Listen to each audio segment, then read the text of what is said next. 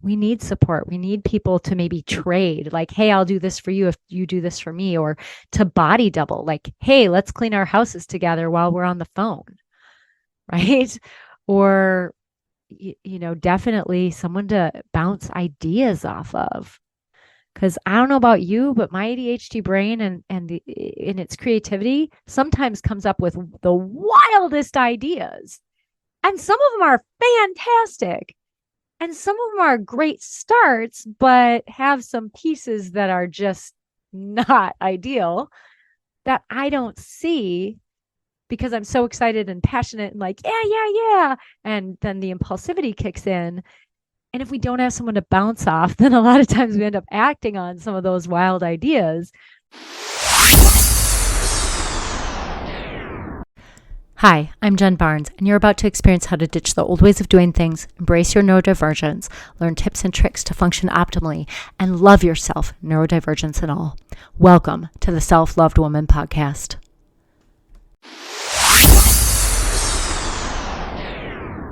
Hey, it's Jen. Welcome. Today, we're going to be talking about the most important piece for ADHD success that most of us are missing. You might be wondering what it is, like what strategy it is, or what tool you don't have.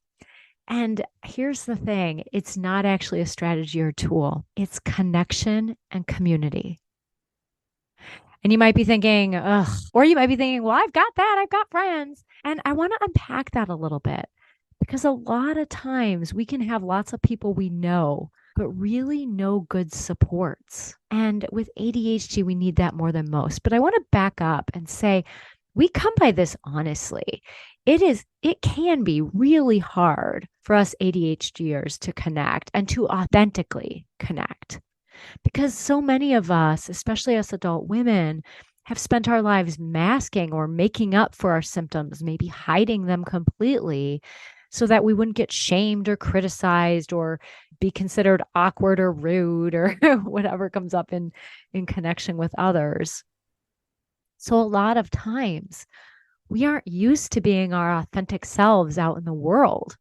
And so, even if we do have relationships, we may not feel fully connected. Like people might not really see us unless you have some other ADHD friends where you're able to really let go and be you. It can feel really lonely. And I know I've certainly done that for a long time. I still have a lot of things that I do alone as I continue to find my ADHD community, my neurodivergent community, even more broadly. And I also have experienced what it is to not have that support and how hard it is for us to be able to do stuff. So we come by this honestly. We're often trying to avoid the criticism and shame that we would experience if we did show our authentic selves and trying to find that balance. Like, how ADHD do I be with this person? Which I don't know about you, but I find exhausting, like absolutely exhausting. And so, one of the things I want to talk about today is why this is so important and how we can start to go about creating community and connection that actually is meaningful and sustaining and supportive. Because otherwise, yeah, we can have people we hang out with, but if we're not really ever seen, we're going to feel like we don't belong. If all we're ever doing is hustling, trying to fit in, then we're going to feel even more lonely, even in a crowd of people that we call our friends. So I spent a lot of time not just in high school, but especially starting in high school, I spent a lot of time trying to fit in. And I didn't know I had ADHD, but I just knew I didn't fit. I knew I wasn't a fit. And I tried so hard to fit in, which basically meant masking my symptoms, trying to act like the other girls were, doing all those things, the stuff. And what I found is, first of all, I never really did fit in because it was like not who I was. So there wasn't anything to plug into because it was a false me to some degree, even though I wasn't trying to be false. It wasn't really authentic me. And so like those people didn't, like I said, there was nothing to plug into. They didn't actually know me and they could probably feel that I wasn't being authentic, which when we're not being authentic or when you've been around people who aren't being authentic, how does that feel? I tend to feel a lack of safety when I can feel someone's being inauthentic. What are they hiding? Right. And all we were quote unquote hiding is ADHD, which is like not harmful. Sometimes we say stuff that might hurt other people's feelings. It's not like we're hiding that we're a mass murderer or something. We're just hiding that our brain is different. But a lot of times, people's nervous systems, when someone isn't showing up authentically, they just don't feel safe. So they're not going to relax around us. They're not going to be themselves around us because we're not being ourselves. And then it's not going to feel fun for them to be around us. So all this effort we put into fitting in actually makes us not fit in. And the bigger piece of this is because we're not being our authentic self. Even if we can make ourselves fit in a little bit, we never feel like we belong because we have to put on this mask in order to be accepted and loved and supported. Belonging is something that all of us humans need. All of it. It's why we're here. It is a fundamental need of humans, really of mammals, is to belong. And I would go so far as to say that for women with ADHD, it's even more important. ADHD is hard enough without all of the supports in place. But when we don't have real connection, real community, it can feel almost impossible. And why is that? The thing is, with ADHD, there are just some things our brain can't do. Or maybe not can't. I don't like the can't. I don't want to go down that limiting belief path there, but there are some things that are very hard for the ADHD brain. And while we could get ourselves to do it, it would take so much energy that then we might not have time or energy for the other things we need to do and want to do. And so a lot of times with ADHD, we need so much more support than the average person because there's things that just drain us to the point of almost non-functioning that we need to find a way to delegate. And I'm not suggesting that we only make friends to have people to like delegate to or help us with stuff, right? Like I'm not suggesting you make friends to have a babysitter for your kids or someone to, I don't know, help you with your Facebook pixel. Sorry, it was on my mind. I figured it out, but every time I have to do a Facebook pixel, it's like, oh, I can't remember how to do this. So this time I wrote it down. So anyway, but we're not just making friends and connection in order to have that support. And we need it. We need support. We need people to maybe trade, like, hey, I'll do this for you if you do this for me, or to body double, like, hey, let's clean our houses together while we're on the phone. Definitely someone to bounce ideas off of. Because I don't know about you, but my ADHD brain and in its creativity sometimes comes up with the wildest ideas. And some of them are fantastic. And some of them are great starts, but have some pieces that are just not ideal that I don't see because I'm so excited and passionate and like, yeah, yeah, yeah. And then the impulsivity kicks in. And if we don't have someone to bounce off, then a lot of times we end up acting on some of those wild ideas, which isn't always like awful, but a lot of times we could share our wild ideas and be wild and free and amazing and easy versus wild and a little crazy, right? Like in a way that's just too much. And I hate the language too much. I shouldn't say too much, but like overboard on the tasks, or we're giving so much information maybe that people aren't hearing us, or we're missing big details, large swaths of details. So having people to bounce things off of can help us be able to figure out some of those pieces and also stop us in our impulsivity track.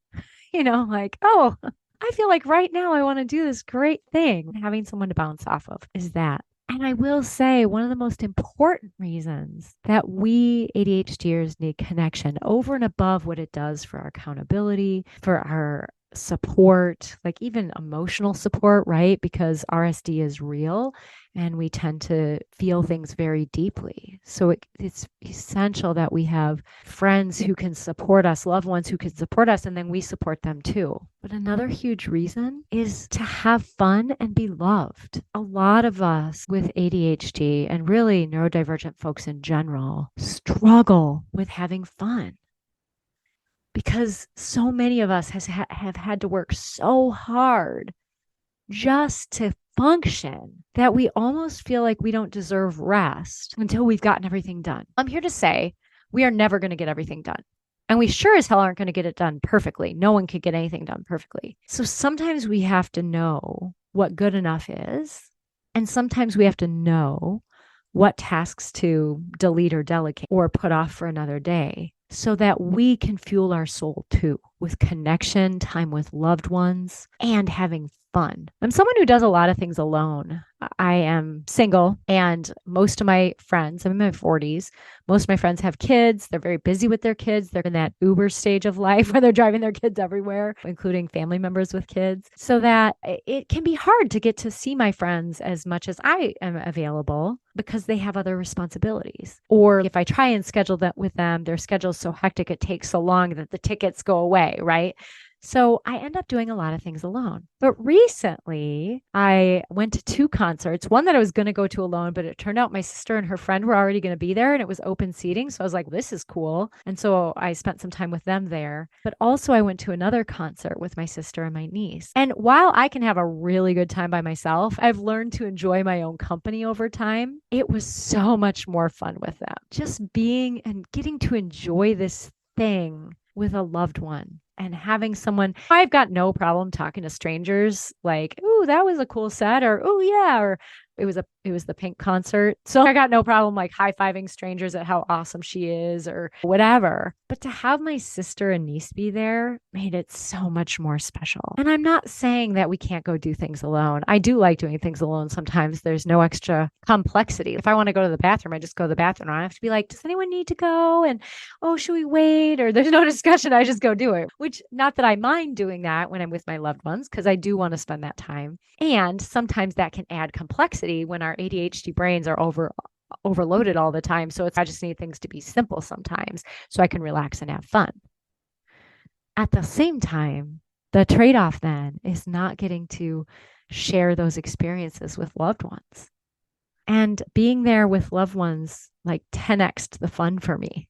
It was so cool. It was my niece's first concert too, so that was even more amazing because Pink is an amazing performer. So it's really important that we have these connections so that we can enjoy life together, we can share life together, we can share our heart and our love, but we can also be loved. As we show up more and more authentically in our ADHD, we want to show our loved ones more of who we are too and work with them on like, hey, this is how I am. It's not a personal affront against you or anything, and just be more ourselves. And some people aren't going to be able to do that. They're going to be like, no, I don't want to be around you as much. And that might be what happens. But some might even love us more or enjoy us more or feel more deeply connected. And that love and support is beautiful. And it might not be something you experience in family. I've got this group of clients who all are neurodivergent and they are the best of friends. And it's so beautiful to watch how they support each other because not all of them have family members who can offer love and support or who can respect their boundaries or who can see them for who they are and treat them respectfully and with love and support. And so we want to have this connection so we can enjoy our life. And we need it as someone with ADHD. Shame loves secrecy. And I don't know about you, but I think us ADHDers have been shamed more than most, unless we were really good maskers. I was actually a really good masker. Like if it was like an Olympic sport, I might have won a medal. Like for real. I was an excellent masker. And I was even good at like hiding that I was masking as I got older, not when I was in high school. I was really bad at that. But what happens a lot though is if we're not masking, as young people, we got shame. And the deal is shame loves secrecy. So we need connection and we need safe enough connection where there can be vulnerability because that is the antidote to shame, vulnerability and connection and sharing our experience. So in order to really recover from those hard times of being shamed or told we're not good enough or implied that we're not good enough, we need loved ones in our life supporting us. Also, if you're a woman entrepreneur with ADHD or who is ADHD, I want to say this is even more important for us for lots of reasons. One is we can struggle with understanding how things will work well in the world sometimes. So I'm going to tell a little story. When I first came on my online program journey back in April of 2020. I went it alone. I took a course from a woman, and her course was awesome. It was amazing. And I didn't really have any connection or team. I was just doing what I was doing. And I would post in the Facebook group, and people were like, yeah, yeah, looks good, looks good. And nothing was working. And I was like, that's really weird. Like everyone's saying all my stuff is great. Why is there any traction? It's really strange. And I just couldn't figure it out. And then I would feel defeated. And yeah, there was support in the Facebook group for that. And that was nice. But I really needed to talk to somebody. I needed to have someone to talk to.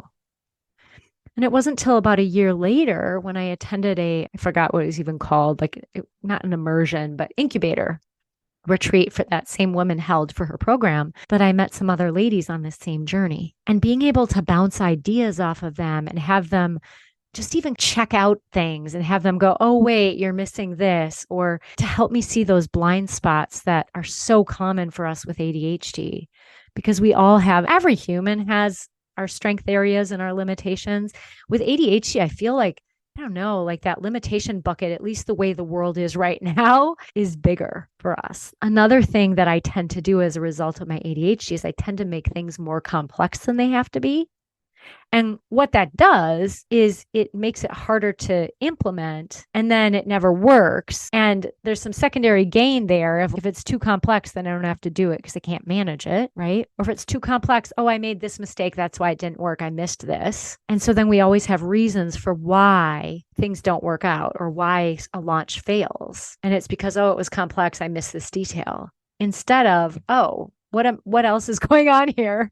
What am I hiding from in complexing? We have lots of ways of hiding. I spent another podcast episode talking about that. So if you haven't listened to that one yet, make sure you check it out. So having people to bounce things off of is essential for our ADHD brain, because we have so many creative ideas and sometimes we make them overly complex or difficult to implement, or we don't even know how to implement. And so if we have people that we can bounce ideas off of and share our plan, they can help us see like maybe some of the potential pitfalls or emphasize the great parts and help us really shine our strengths out so that maybe our limitations aren't getting in the way quite so much. It's also nice to have support. Like if you do a launch and it doesn't go well, that group of ladies was always nice to talk to after. They're like, okay, that was hard. That's valid. And now let's look at what happened so we can help you tweak. So it's essential that we have community as we're doing this entrepreneurial journey.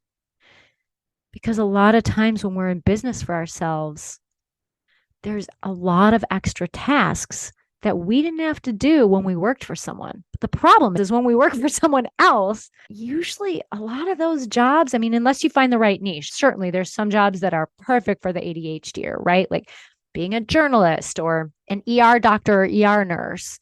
ADHDers do fantastic with that. And there's lots of careers that are in agencies or organizations that ADHDers do well.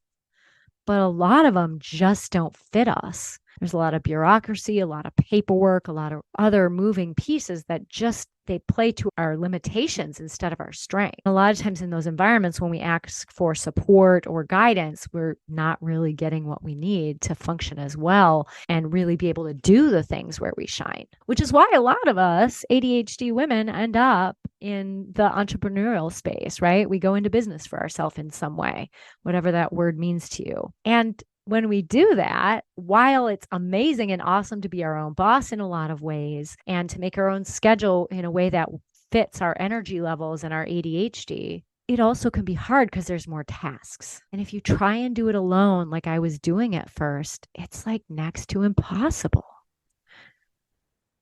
But now I have a whole team of people. I've hired a coach and I'm in a program to help me be able to do the things I need to do in my business and bounce ideas off. One of the things I need someone to do is even just look at, like with a launch funnel, if you're into funnels, that when we're doing a launch, which I'm in the middle of right now for my ADHD women entrepreneurs kicking ass program, there's a funnel that people follow, right? You'll see a Facebook ad, you'll be invited to my secret podcast, and then after that, you're invited to my program if you would like more help and support. All those things need to be congruent. The language needs to be congruent.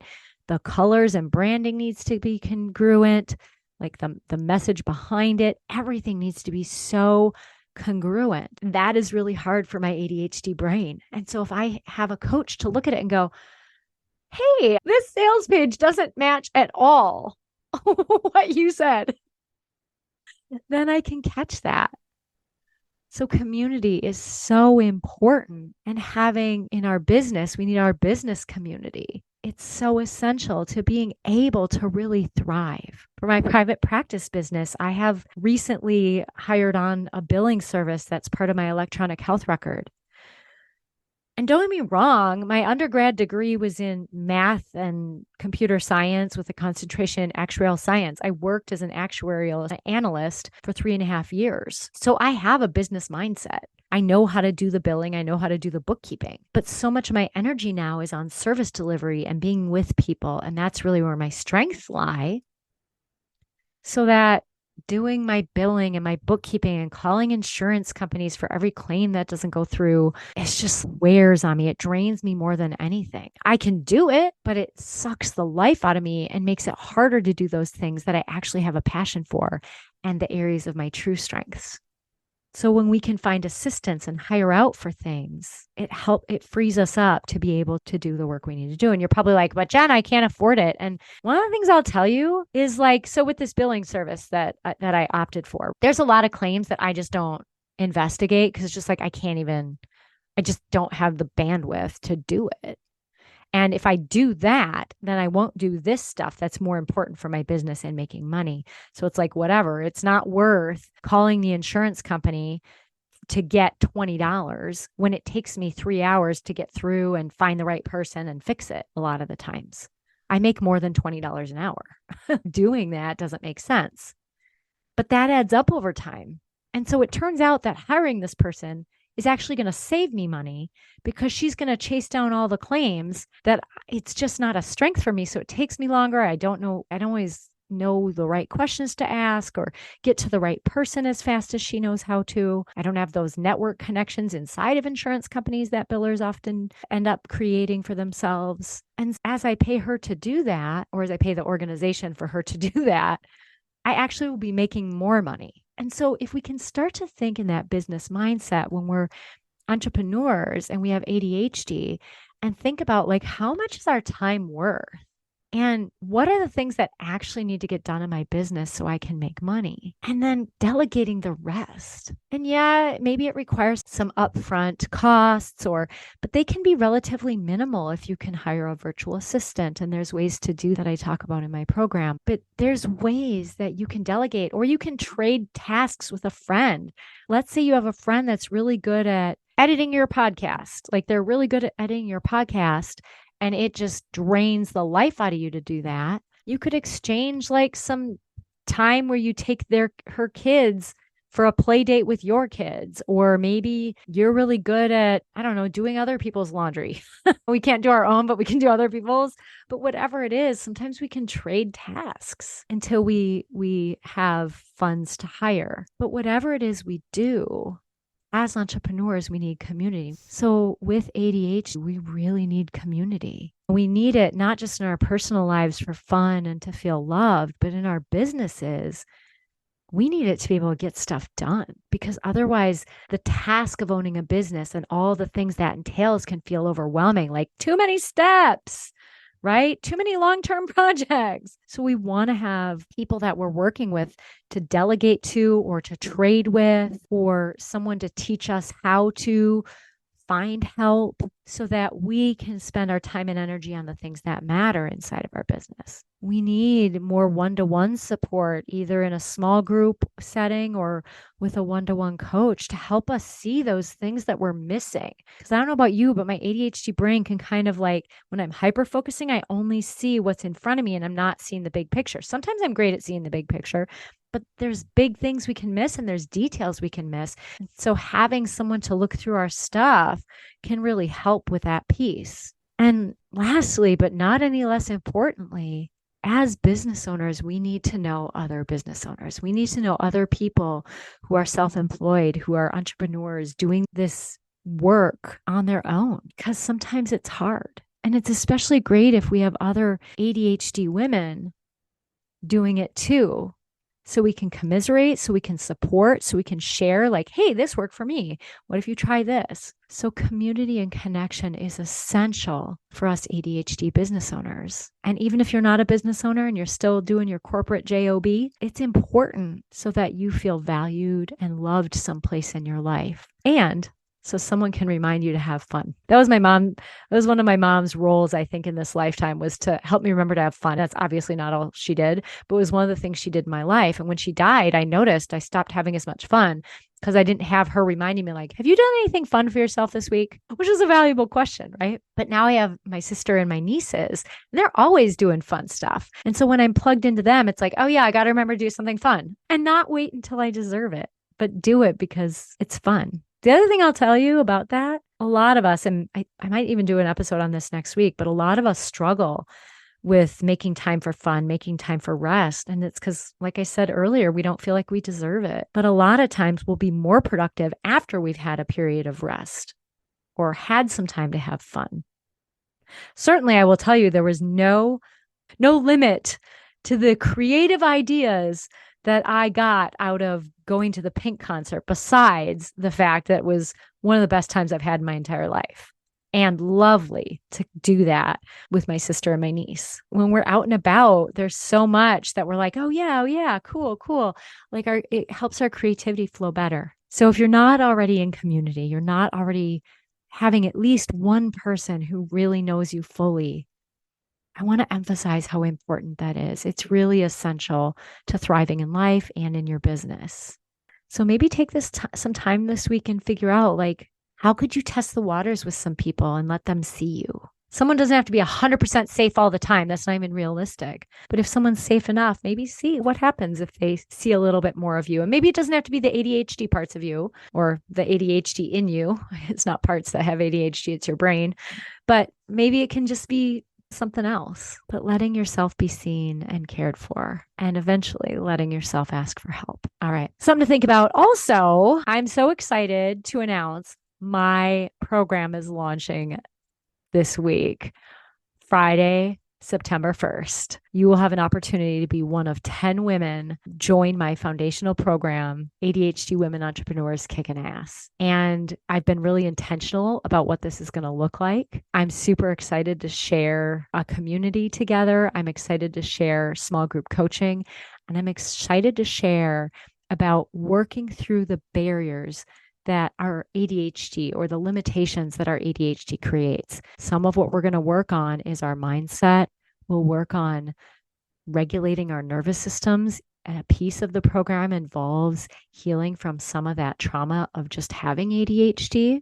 So included in the program is access to the Trauma Center Trauma Sensitive Yoga membership that I have. Also, we'll work through, how do we get ourselves to focus? Some of that is prioritizing. Some of it is building our ability to pay attention and focus. We'll learn how to set boundaries like a boss, both with other people and with yourself. And we'll work on how to get shit done. I've got a lot of strategies for that one, but some of that involves getting to know your tendencies and how you show up in the world so that you can cater a system that works for you, not in a way that's like, oh, I've got this system and I'm going to be rigid about it, but in a way where you still get to enjoy life, so that you're creating this ADHD life in a way that finally works for you, instead of just having scaffolding that holds you up in the world. So if this sounds good to you, I'm super excited to be able to open the doors this Friday, September 1st. I'm doing an introductory offer. So eventually this will be more, but for now it's only $297 for 12 weeks. We'll meet every other week for a coaching call. And then every other week, we'll have 2 one-hour training calls that will be over the lunch hour to make it easy. Everything will be recorded. You'll have lifetime access. And I'm just pumped to do this. So if you're interested, I'd love it if you'd sign up. You can find more details in the show notes. Take care.